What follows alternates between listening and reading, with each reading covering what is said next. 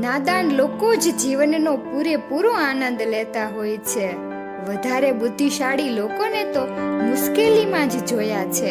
આપણી પાસે કોન્ટેક્ટ તો ઘણા બધા હોય છે, પણ મેસેજ એનો જ આવે જેની જિંદગીમાં આપણું મહત્વ હોય. કદર ના કરો એટલે ઉપરવાળો છીનવી જ લે છે, પછી ભલે એ કોઈ વ્યક્તિ હોય કે પછી સમય.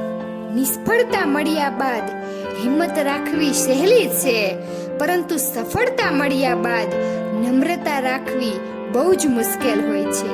ભૂલનો બચાવ કરવા કરતા કબૂલાત કરવામાં ઓછો સમય લાગે છે.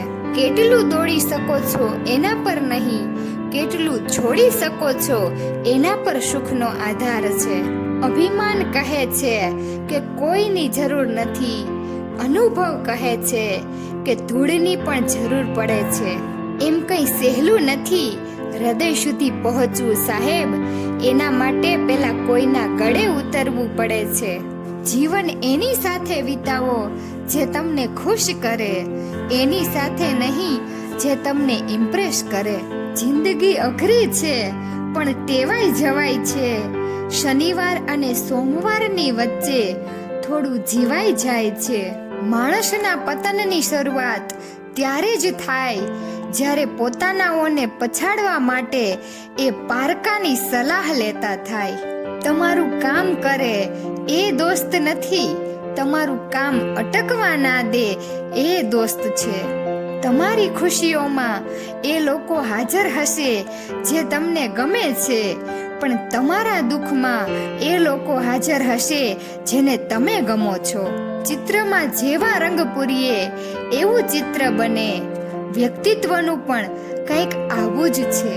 જીવનમાં સંકટ આવે એને પાર્ટ ઓફ લાઈફ કહેવાય, અને તે સંકટને હસીને દૂર કરીએ તેને આર્ટ ઓફ લાઈફ કહેવાય.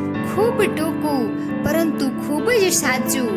આપણો સ્વભાવ જ આપણું ભવિષ્ય છે. લોકો સુખની ચાવીઓ શોધે છે, પણ સવાલ એ છે કે સુખને તાળું માર્યું કોણે?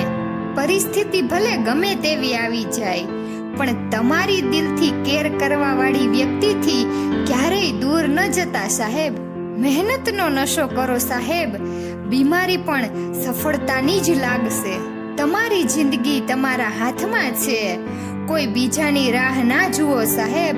બધું યાદ રાખવું એ આજકાલ સજા છે, ખરેખર તો ભૂલી જવામાં જ મજા છે.